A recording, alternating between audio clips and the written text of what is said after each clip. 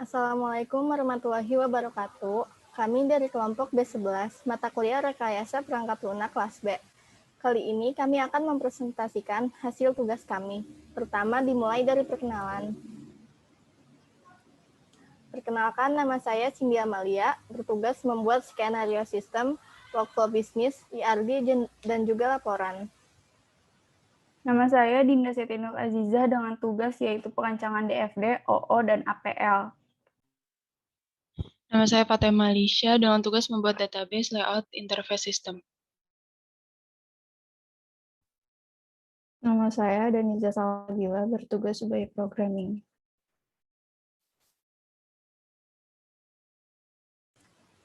Pada kesempatan kali ini, kami memilih sistem informasi dari toko obat Amas yang berlokasi di Jalan Tarumaja, Bekasi.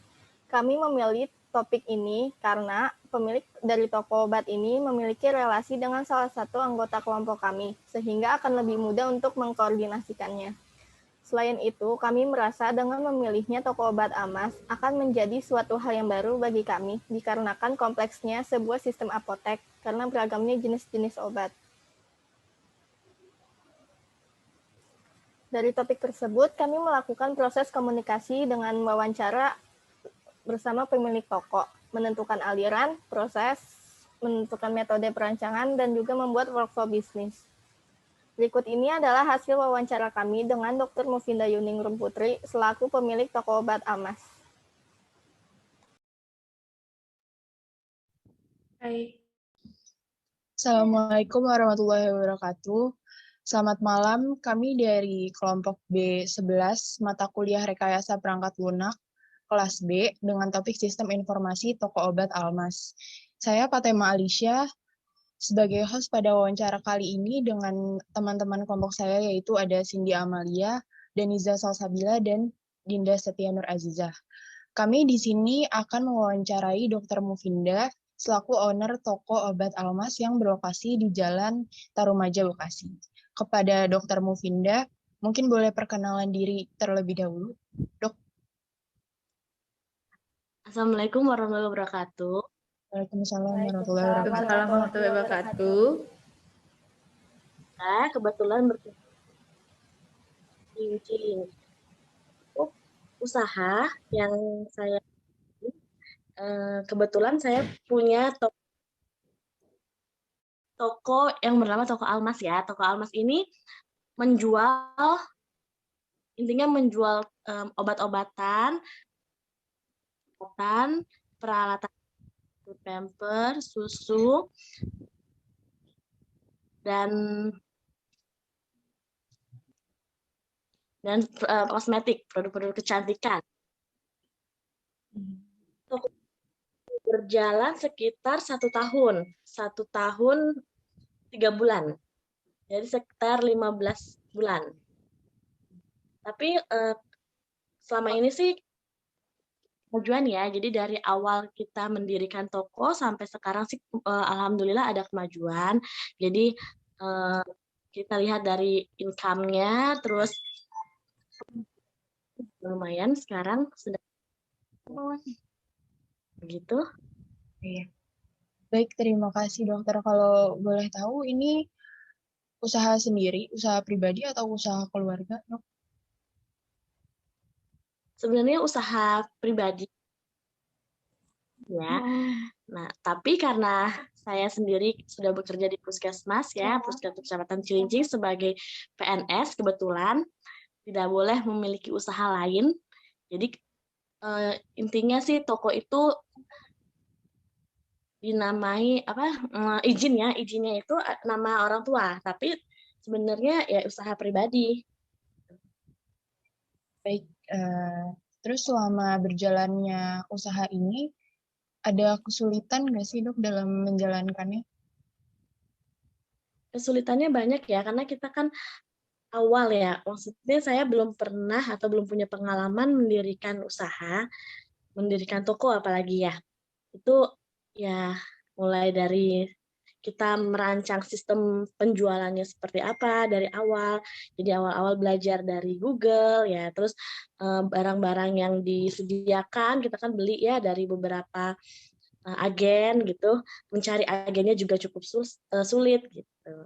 Kita cari yang lebih murah, agen-agen yang lebih murah, agen-agen yang bisa kirim barang langsung ke tempat gitu tanpa dikenakan biaya kirim.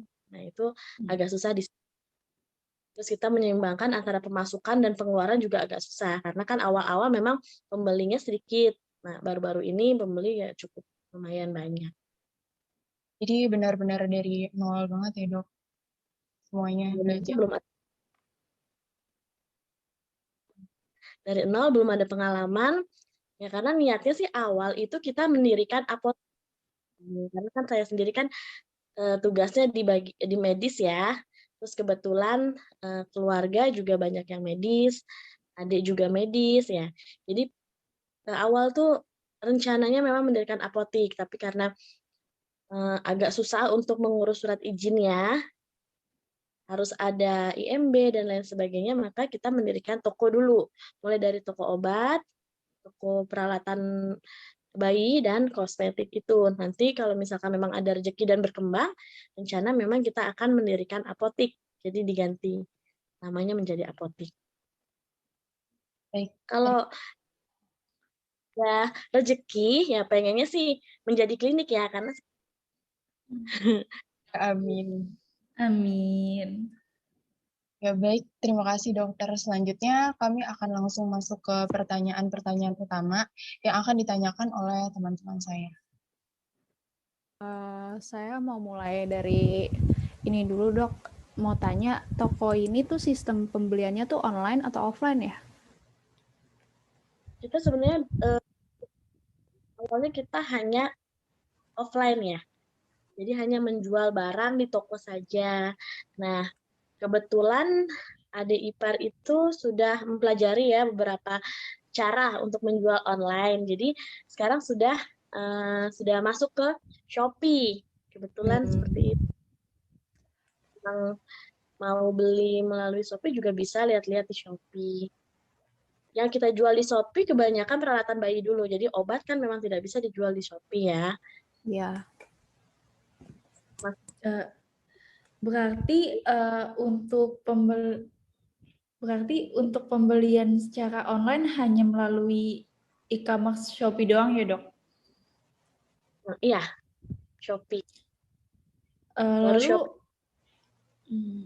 Lalu untuk itu bagaimana cara menghitung biaya admin dan biaya pajak dalam menentukan harga pada Shopee tersebut, Dok?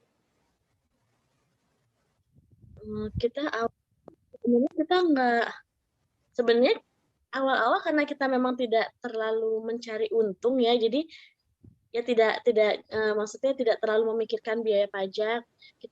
Yang penting laku dulu aja. Jadi pajak kita kesampingkan mau pas sebenarnya karena masih di awal ya. Gitu. Jadi ya berapapun pajaknya nggak apa-apa. Maksudnya hasil atau untung kita sedikit juga sebenarnya kita belum mementingkan itu. Jadi yang penting terjual dulu aja. Kalau pajak ya berapapun nggak apa-apa, nggak masalah sih. Mungkin kalau misalkan nanti cukup banyak pembeli dan makin besar, mungkin kita memperhitungkan pajaknya berapa nanti supaya untungnya lebih besar. Baik dok, selanjutnya apa di dalam toko obat Almas ini memiliki struktur anggota? Jika ada bisa disebutkan nggak anggotanya apa aja? Anggotanya ya, jadi mulai dari pemiliknya saya sendiri ya sama suami kan jadi ya atas nama saya, pemiliknya saya, terus surat izinnya atas nama orang tua Bapak Insinyur Haji Sugianta, terus ada 2 pegawai. Itu aja. Baru 2 pegawai ya. Okay. Selanjutnya di dalam toko obat Almas ini mengambil keuntungan berapa persen ya dok? Keuntungan barangnya ya, kalau untuk tiap barangnya nggak terlalu tinggi ya, karena kita usahakan keuntungannya tidak terlalu tinggi untuk awal-awal, tidak terlalu mencari keuntungan. Paling ya mungkin tiap barangnya kita nggak sampai 5% hitungannya yang kita ambil tiap barang, karena memang tidak kita targetkan untuk mencari keuntungan sebesar-besarnya. Kita menjual barang lebih rendah dibandingkan toko yang lain dulu supaya ada pembeli. Ya, jadi keuntungan. Baik, Kak. Untuk dalam toko obat ini, siapa yang mengawasi cara kerja anggota dan yang mengawasi seluruh pemasukan dan pengeluaran dalam toko obat ini? Kalau untuk cara kerja anggota, kebetulan orang tua kan sering berkunjung ke sana ya, datang. Jadi memantau orang tua. Nah, kalau untuk pengeluaran pemasukan, kebetulan ada ipar saya, Yayang, itu istilahnya sudah mengerti ya, perhitungan-perhitungan, sudah belajar juga mengenai obat-obatan dan lain sebagainya. Jadi saya percayakan kepada adik ipar sih, adik saya. Baik, untuk dalam membuat sistem pembuatan laporan anggaran dana obat itu, bagaimana cara pembuatan laporannya, bagaimana sistem pembuatannya, apa aja yang perlu dicatat dalam laporan keuangan tersebut, ya Dok? Jadi awal obat atau awal barang masuk itu kita catat semua ke dalam sistem ya, komputer ya. Kita catat semua barang yang masuk, kita catat barang sebelahnya itu ada jumlah sama harga. Jadi terpantau terus tuh barang yang keluar, yang masuk, harganya berapa. Nanti kalau misalkan kita belanja lagi, kita tahu, kita bandingkan sama harga di tempat kita. Kita usahakan cari yang lebih murah dibandingkan di tempat kita. Jadi semua tercatat di dalam komputer. Gitu. Jadi apa-apa tahu. Nah, untuk masalah yang keluar, beli buku keluar barang. Jadi yang masuk, yang keluar tetap terpantau. Jadi yang tercatat itu berupa nama obat, jumlah, dan juga harga dari obat tersebut ya Dok? Barang, nama barang, terus jumlahnya, stoknya berapa, belinya berapa, stoknya berapa. Stok awalnya sama stok setelah dibeli berapa, harganya berapa. Baik Dok. Apakah selalu tercatat dengan jelas pendataan obat masuk dan keluar? Bagaimana cara pencatatan atau pendataan data obat masuk dan keluar ya Dok? Jadi dicatat dalam komputer atau apakah dicatat secara manual? Jadi obat masuk, kita langsung catat, kita input ke dalam komputer, kita catat di buku juga. Nah, barang-barang yang keluar juga sama, kita tulis lagi di buku, terus di-input lagi di dalam komputer. Jadi jumlahnya harus sama. Jadi nggak ada yang miss, semuanya tercatat. Oke, baik Dok. Bagaimana cara pengiriman obat tersebut masuk ke dalam toko obat Almas? Maksudnya dari pihak produsen atau supplier ke toko obat Almas, bagaimana cara pengirimannya? Kebetulan saya sendiri kan bekerja sama dengan PT Dayup Indo. PT Dayup Indo itu juga membutuhkan beberapa obat ya. Jadi saya sudah punya langganan toko di daerah Priuk itu untuk membeli kebutuhan di PT Dayup dan kebutuhan di toko Almas. Jadi saya tinggal telepon atau tinggal WA, obat dikirim ke tempat saya, ke toko. Gitu. Kalau untuk barang kosmetik, ada beberapa sales yang menawarkan dan udah menjadi mereka langsung data mengirim barang ke toko. Itu lebih murah. Jadi dua-duanya karena memang satunya sudah langganan dan satunya lagi sales, datang langsung ke toko itu lebih murah. Sama-sama lebih murah dibandingkan kita belanja ke agen. Dok, aku mau nanya, biasanya kalau nyetok obat tuh berapa banyak ya dalam sekali beli? Misalkan contoh ya, asam mefenamat, obat nyeri ya, itu kan kebutuhan masyarakat tinggi ya. Jadi kita langsung beli misalkan dua dus isinya satu dus itu sekitar 12 biji, 12 strip. Ya, cukup banyak sih, jadi tidak kehabisan. Oh, Untuk obat berarti minimal kita belanja 5. berarti tergantung dari banyak pembeli yang dibeli dan itu stok barangnya itu lebih banyak dari itu ya, Dok.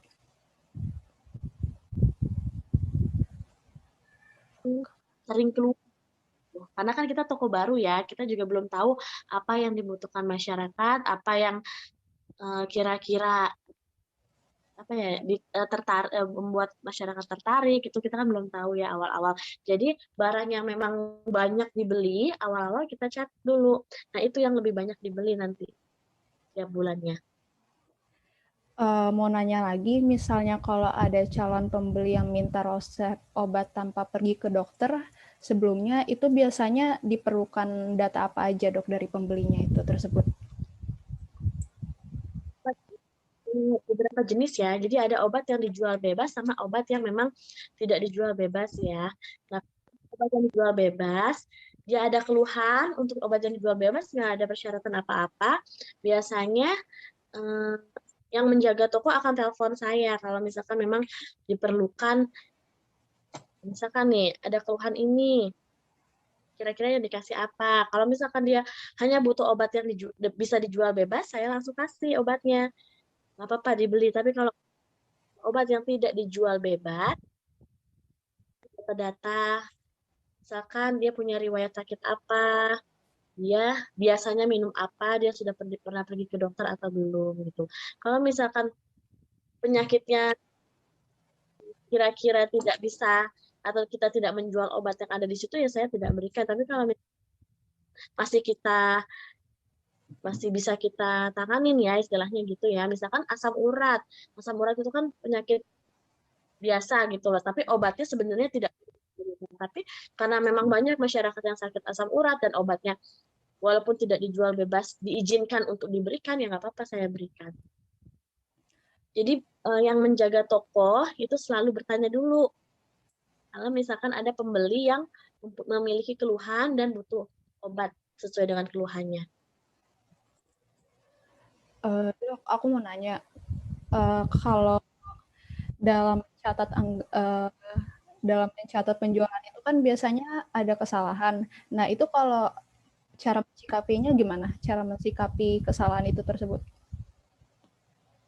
Contohnya misalkan ya, stoknya OBH, misalkan stok OBH itu ternyata masih ada banyak ya di belakang, misalkan ada 5. Tapi ternyata yang tercatat cuma 3, yang terbeli 1, sisa 2. Gitu ya maksudnya ya. Jadi, saya sih nggak terlalu ini ya, tidak fatal banget ya untuk kesalahannya gitu, untuk pencatatannya. Yang penting masih ada laporannya sebenarnya. Saya yang paling penting, jangan sampai obat itu kosong. Gitu. Kalau misalkan hanya kesalahan jumlahnya saja, misalkan 3 jadi 2, jadi sisanya masih sisa 1, nggak masalah. Tapi kalau misalkan sampai obatnya ternyata kosong tapi masih tercantum 2 gitu, itu sih yang agak ini ya. Karena nanti kita nggak tahu, takutnya ada pembeli yang butuh obat itu terus ternyata nggak ada, kan nggak enak ya sama pembelinya. Misalnya kalau menentukan nomor nota itu berdasarkan apa, Dok? Nomor nota yang di struk-struk gitu. Kalau selama ini sih memang jarang ya pembeli minta nota atau struk. Kalau kecuali kalau misalkan pembeliannya dalam jumlah banyak. Contohnya misalkan susu atau jumlahnya besar, harganya besar, susu atau Pampers lebih dari 1, biasanya mereka minta struk. Jadi kita jarang nih. Karena kan Terima kasih, Dok.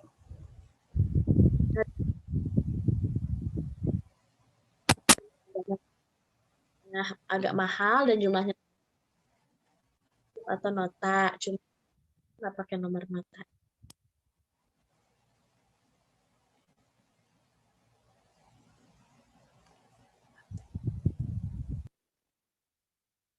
Baik, mungkin segitu saja pertanyaan dari kami pada wawancara kali ini. Terima kasih banyak Dr. Mufinda atas waktunya. Mungkin saya langsung. Kenapa?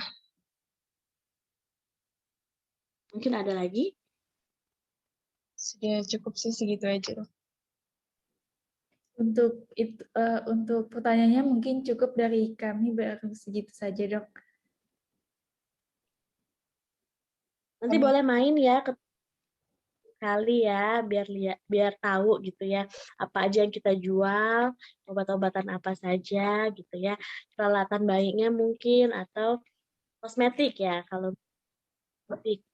di sana paling laku memang obat karena kan jarang ya istilahnya ya, kecuali apotek ya. Yang kedua Pampers. Kalau untuk kosmetik memang jarang. Oke, Dok. Oke, Dok. Baik. Ya, kami ucapkan banyak-banyak terima kasih banget buat Dr. Mufinda atas waktunya. Mungkin saya langsung tutup aja ya. Sekian dari kami. Mohon maaf bila ada kesalahan. Terima kasih. Wassalamualaikum warahmatullahi wabarakatuh. Assalamualaikum warahmatullahi wabarakatuh. Terima kasih, Dok.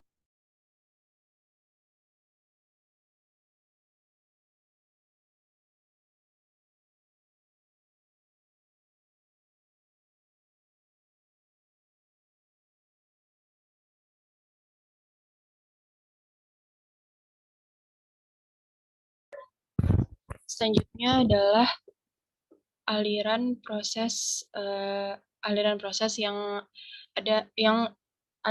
dari sistem informasi kami.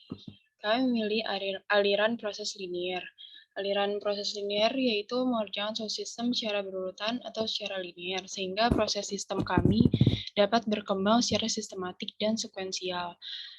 Skemanya yaitu pertama-tama komunikasi, kemudian perencanaan, pemodelan, konstruksi, lalu penyerahan ke pelanggan atau pengguna.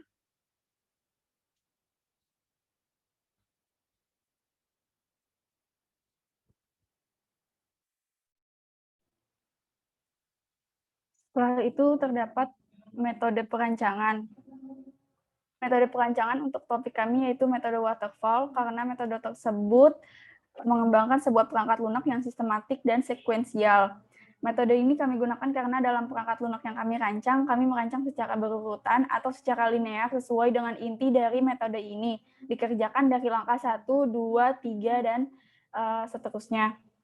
Lalu, ini adalah skema metode waterfall yang dimulai dari komunikasi, yaitu permulaan proyek teknik untuk mendapatkan spesifikasi kebutuhan pengguna.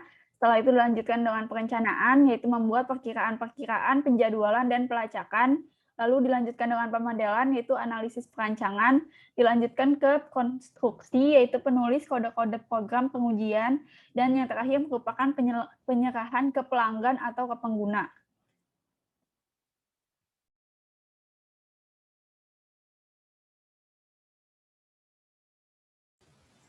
Ini merupakan workflow bisnis dari sistem informasi toko obat Amas. Pertama, dimulai dari customer dapat menyebutkan nama obat atau juga dapat menceritakan keluhan yang dirasa.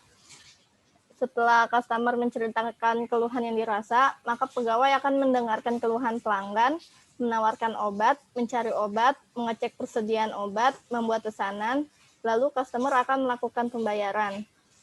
Selain itu, jika customer langsung menyebutkan nama obat, maka pegawai langsung mencari obat, mengecek persediaan obat, membuat pesanan, dan customer melakukan pembayaran dan selesai. Pegawai melakukan pengecekan obat. Jika persediaannya habis, maka owner dapat menentukan jumlah pesanan. Setelah itu menghubungi produsen, kemudian produsen akan menyiapkan persediaan obat. Kemudian owner menentukan sistem pembelian, melakukan pembayaran, lalu produsen menyiapkan kurir, mengirim obat, dan selesai.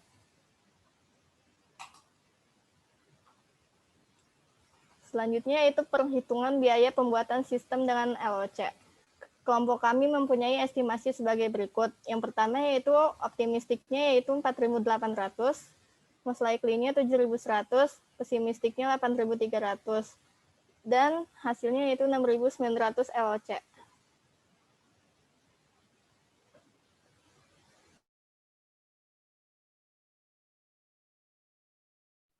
APL atau arsitektur perangkat lunak adalah sekumpulan pernyataan yang menggambarkan komponen perangkat lunak dan fungsi-fungsi yang ada pada komponen tersebut.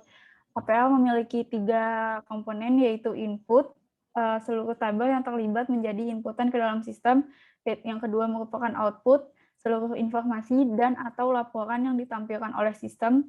Dan yang terakhir merupakan proses, yaitu seluruh proses yang terjadi di dalam sistem. Ini merupakan APL atau arsitektur perangkat lunak dari sistem informasi toko Almas yang terdapat proses kelola pengguna dan yang memiliki input user dan memiliki output info user. Lalu dilanjutkan dengan proses login dan dilanjutkan lagi dengan proses master yang memiliki beberapa inputan, yaitu konsumen, produsen, obat, pegawai, jenis, harga, dan owner.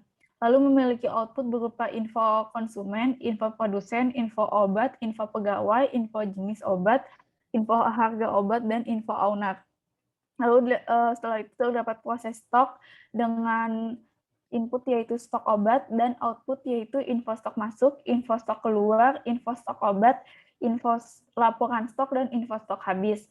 Lalu terdapat proses pemesanan produk kepada produsen dengan input yaitu pesan obat, output yaitu purchase order atau PO.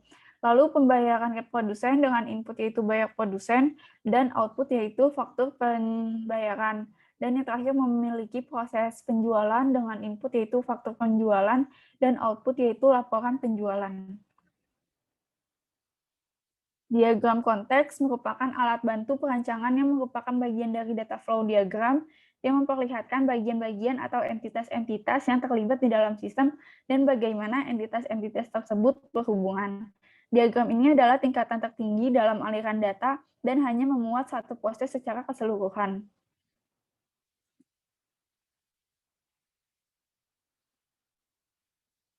Ini merupakan diagram konteks dari topik kami, terlihat di tengah-tengah yaitu sistem informasi toko Almas dan memiliki 2 aktor yaitu owner dan pegawai. Pegawai dapat memberikan inputan kepada sistem informasi berupa stok obat, produsen, faktur penjualan, jenis, dan harga. Lalu sistem informasi tersebut akan memberikan output kepada pegawai berupa info pegawai dan info konsumen. Lalu pada aktor owner dapat melakukan inputan kepada pembayaran ke produsen, pesan obat, konsumen, pegawai, dan sistem informasi tersebut akan memberikan output kepada owner berupa laporan penjualan, laporan pengeluaran, laporan stok, info obat, dan info harga.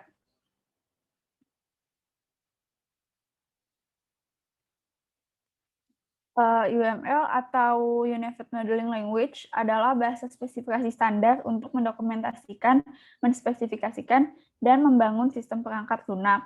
Merupakan pengganti dari metode analisis berorientasi objek dan desain berorientasi objek yang berupa gabungan dari metode Booch, Cranbrook, dan juga Jacobson. Tetapi UML mencakup lebih luas daripada metode OO dan AD.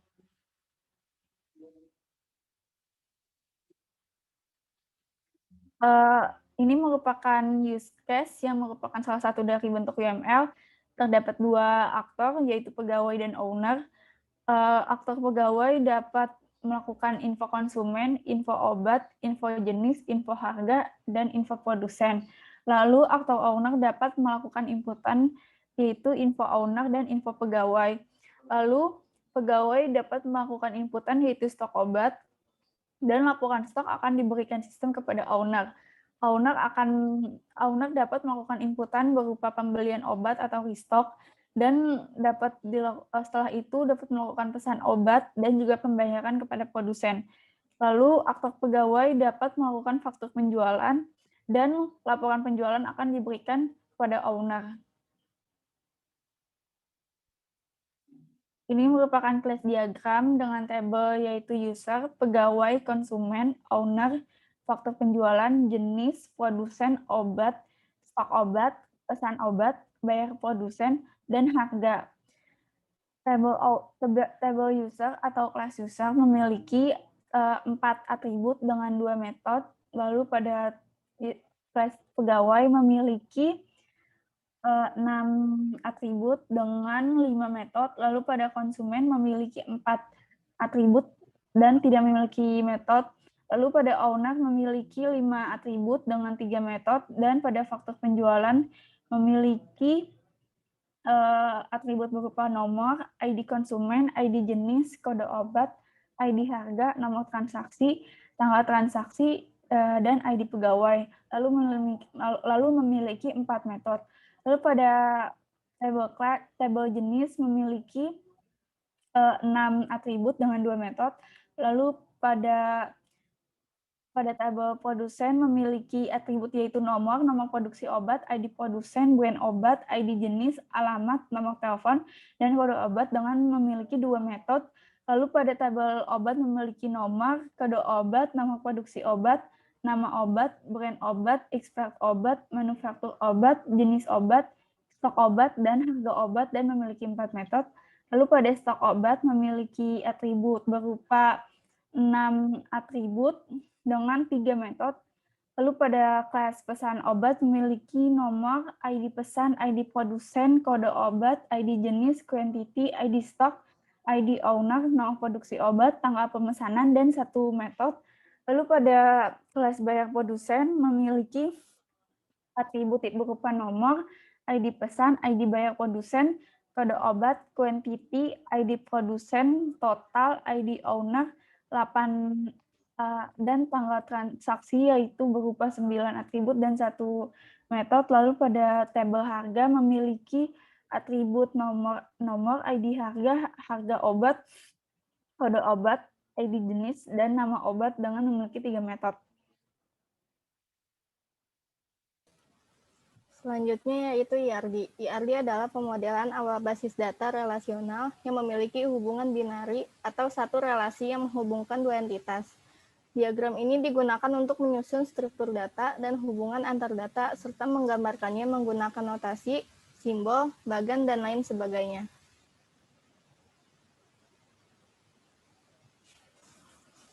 Ini merupakan diagram pada IRD Sistem Informasi Toko Obat Amas. Yang pertama terdapat user. User ini dapat melakukan login sebagai owner. Lalu owner dapat melakukan pengecekan pada stok obat. Jika stok obat habis, maka owner menghubungi produsen. Kemudian produsen memproses pesanan obat. Setelah itu owner melakukan pembayaran dan membayar produsen. Kemudian user dapat melakukan login sebagai pegawai. Pegawai ini dapat melakukan 3 penginputan. Yang pertama yaitu dapat melakukan penginputan pada jenis obat, kemudian pada jenis harga, pada harga obat, kemudian pegawai dapat melakukan penginputan pada obat, dan obat dapat dibeli oleh konsumen. Setelah itu konsumen melakukan pembayaran, kemudian mendapatkan faktur penjualan.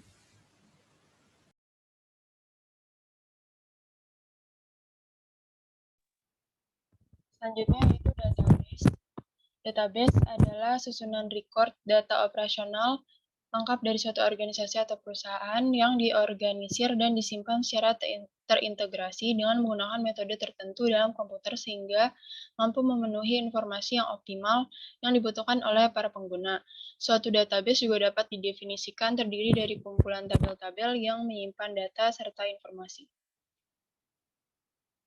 Selanjutnya ini merupakan tabel-tabel pada database Toko Almas SI. Yang pertama ada tabel harga dengan ID harga sebagai primary key, lalu ada tabel konsumen dengan 4 atribut dan ID konsumen sebagai primary key. Selanjutnya ada tabel pegawai dengan ID pegawai sebagai primary key, ada tabel obat dengan kode obat sebagai primary key, tabel faktor penjualan dengan nomor transaksi sebagai primary key, lalu tabel owner, ID owner sebagai primary key, tabel produsen, ID produsen sebagai primary key, tabel stok obat dengan 6 atribut dan ID stock sebagai primary key, tabel user dengan 4 atribut, ID user sebagai primary key, tabel bayar produsen, ID bayar produsen sebagai primary key, tabel pesan obat, ID pesan sebagai primary key, dan tabel jenis dengan ID jenis sebagai primary key. Selanjutnya ini merupakan relasi tabel dari database toko almas. Di sini tabel harga berelasi dengan tabel faktur penjualan, lalu tabel faktur penjualan berelasi dengan tabel konsumen, tabel jenis, tabel obat, tabel produsen, dan tabel pegawai. Lalu tabel jenis berelasi dengan tabel pesan obat. Tabel pesan obat berelasi dengan tabel obat, tabel stok obat, tabel bayar produsen, tabel owner, lalu tabel bayar produsen berelasi dengan tabel obat dan tabel produsen, serta tabel owner. Lalu tabel owner berelasi dengan tabel user berelasi dengan tabel pegawai. Tabel pegawai berelasi dengan tabel faktur penjualan. Selanjutnya akan dilakukan demo program oleh teman saya.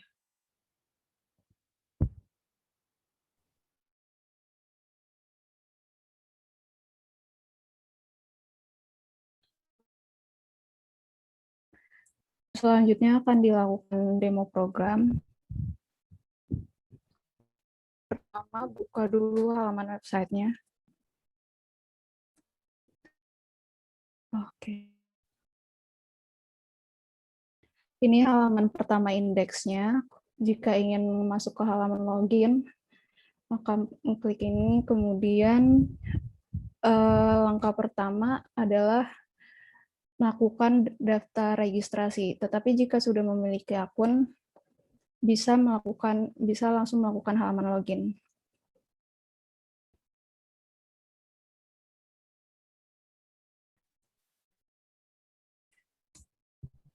Kemudian saya akan mencoba melakukan halaman registrasi.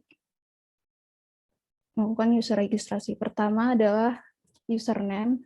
Saya akan melakukan inputan dengan username yang sudah ada di database sebelumnya. Maka notifikasi akan memberitahu jika username itu sudah ada. Kemudian jika saya melakukan halaman user lain,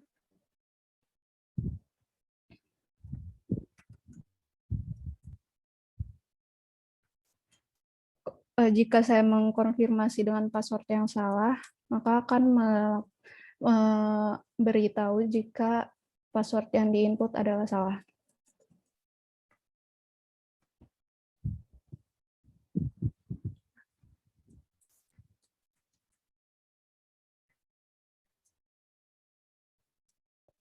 Kemudian jika berhasil, maka akan masuk ke halaman indeks pertama, yaitu halaman login, untuk melakukan login kembali.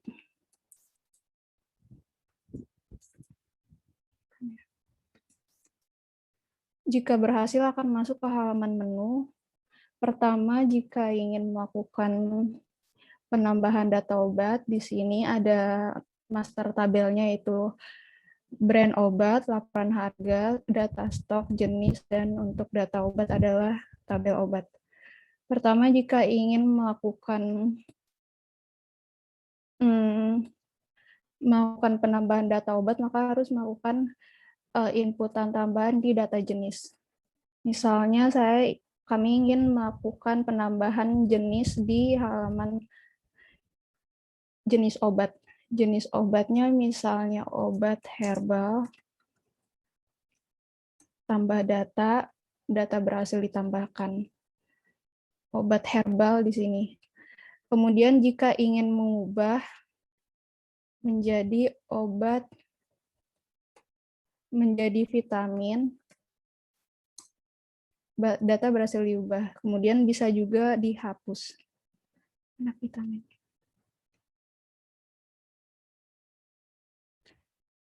Kemudian setelah itu masuk ke brand obat. Brand obat itu produsen, misalnya kami ingin melakukan penambahan data produsen ditambah obat. Misalnya itu brand obatnya adalah PT Soho Global Health, kemudian alamat produsennya adalah di Jakarta, dan nomor telepon produsennya adalah melakukan tambahan data akan website akan memberitahu jika data berhasil ditambahkan. Kemudian produsen juga bisa diubah, misalnya saya ingin mengubah alamat menjadi di Bekasi, data akan berhasil diubah. Bisa juga dihapus. Kemudian kami ingin melakukan penambahan data di stok obat. Misalnya stok obatnya masuknya adalah 50, kemudian stok obat keluar, stok obat habisnya adalah 25. Data berhasil ditambahkan. Kemudian kami ingin melakukan penambahan di tabel harga. Misalnya ada harga obat yang bernominal 15.000. Data berhasil ditambahkan di sini. Data itu di data obat di sini diorder dengan ascending, jadi nominalnya dari yang terkecil hingga yang terbesar. 15.000 ada di data ID user ke-11, ID harga ke-11. Data obat, jika saya ingin melakukan penambahan di data obat, di sini juga ada fitur live search.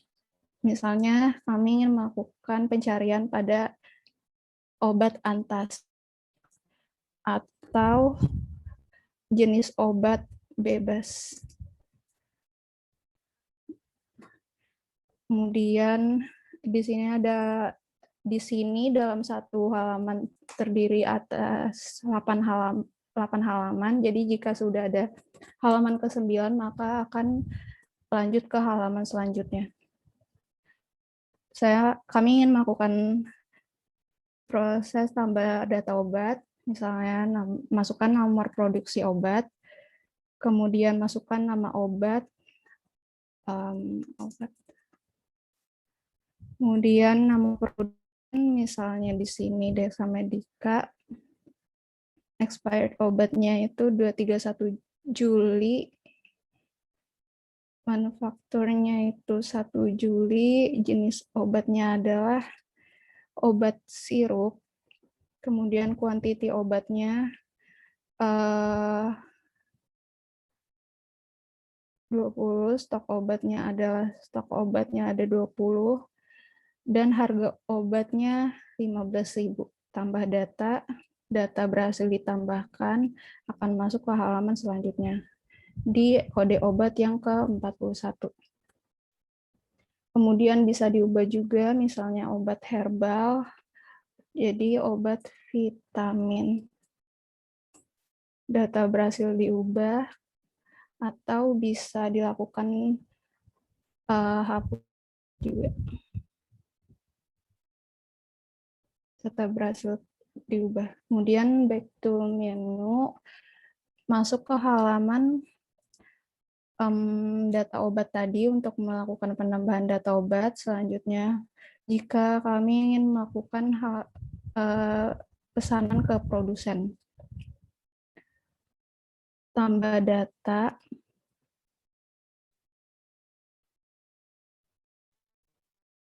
nama produsennya adalah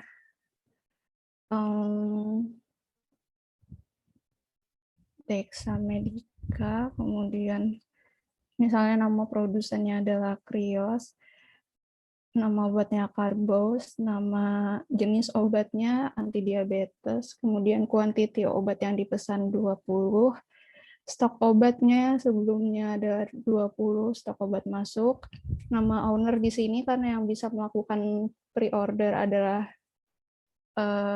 owner, yaitu Mufinda Yuningrum. Bayar obatnya totalnya itu 200.000. Transaksi obatnya adalah tanggal 7, kemudian tambah data berhasil ditambahkan sini. Kemudian jika ingin melakukan hapus data pre-order tadi sebelumnya, data berhasil dihapuskan. Kemudian back to menu, itu ada data konsumen,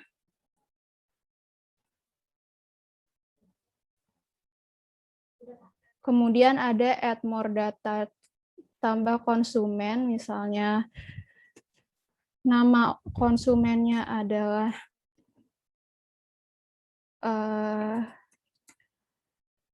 nomor teleponnya adalah segini, kemudian melakukan penambahan data berhasil ditambahkan, kemudian data bisa data konsumen bisa diubah. Nama konsumen di sini data berhasil diubah dan data bisa dihapus. Kemudian bisa melakukan fitur pencarian di sini dengan nama konsumen Novi atau back to menu. Misalnya data pegawai, bisa melakukan penambahan data.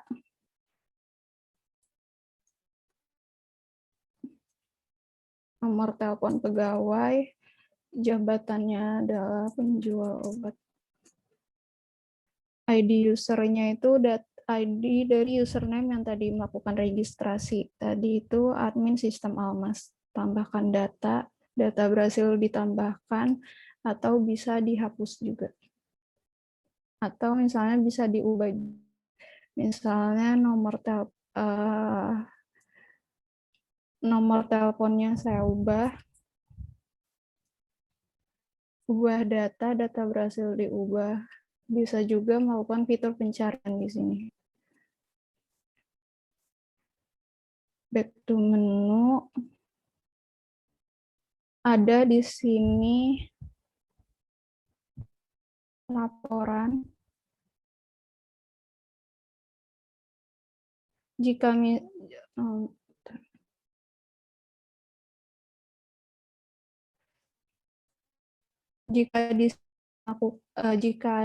jika pembeli ingin melakukan transaksi, maka di sini adalah halaman transaksi. Nama obatnya adalah misalnya Karbos, jenis obatnya antidiabetes, harga obatnya 2.000, kuantiti obatnya 1, maka bayar totalnya adalah 2.000. Nama konsumennya itu yang misalnya, kemudian nama pegawainya adalah Atema, transaksi obatnya yaitu hari ini, hari yang dilakukan proses transaksi, kemudian nama produsennya adalah Krios, tambah data, maka proses transaksi tersebut akan masuk ke dalam laporan penjualan antidiabetes. Kemudian data faktur penjualan di sini juga bisa dihapus atau dilakukan pencarian. Misalnya ingin mencari nama konsumen Novi.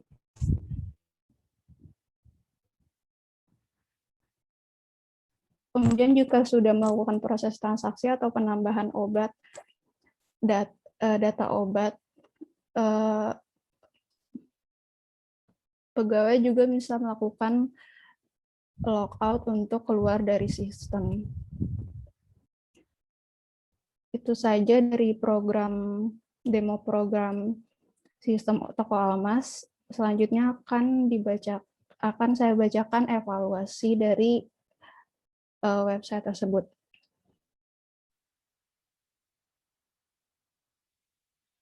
Metode evaluasi. Metode evaluasi yang kami pakai merupakan metode usability testing.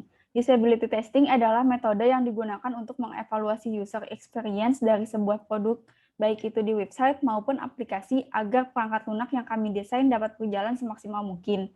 Jenis usability testing yang kami pilih merupakan jenis remote testing. Remote testing merupakan salah satu metode usability testing yang dapat dilakukan secara jarak jauh, baik melalui internet maupun telepon. Peserta uji coba metode ini dapat melakukan pengujian dari rumah.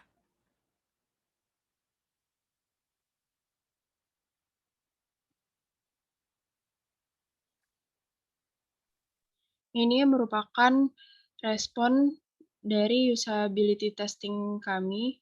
Kami menggunakan Google Form sebagai media usability testing. Di sini ada apakah tampilan website kami terlihat mudah digunakan. Lalu respon terbanyak ada di nomor 4 dan 5, yang berarti cukup mudah untuk digunakan. Lalu, apakah tulisan dalam website kami mudah terbaca? Respon terbanyak pun masih ada di nomor 4 dan 5. Bagaimanakah kekonsistenan tampilan website kami pada semua halamannya? Responnya di sini nomor 3, 4, dan 5, yang berarti cukup dan mudah atau konsisten. Lalu selanjutnya, apakah aplikasi website kami terlihat akurat dalam perhitungan, misal jumlah, harga, dan lain-lain? Responnya juga cukup akurat.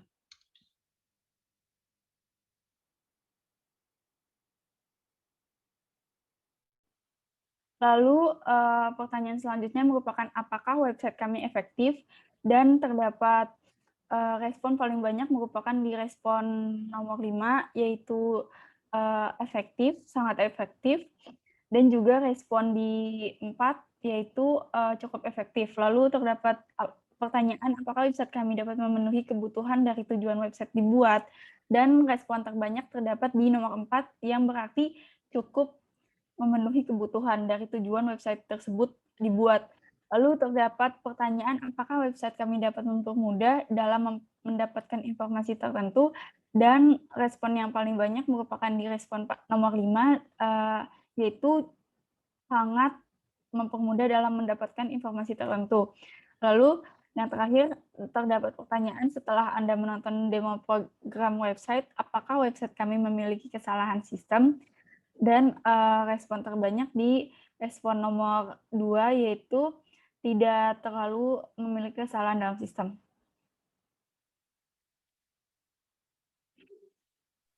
Selanjutnya, evaluasi dari usability testing yang telah kami coba. Itu terdapat keluhan dari angket yang telah kami sebar, yaitu dari segi interface, baik tampilan maupun warna yang dipilih. Penguji mengatakan pilihan warna pada website tidak konsisten atau tidak sinkron, yang mengakibatkan penguji merasa bosan dan ingin pindah ke halaman lainnya.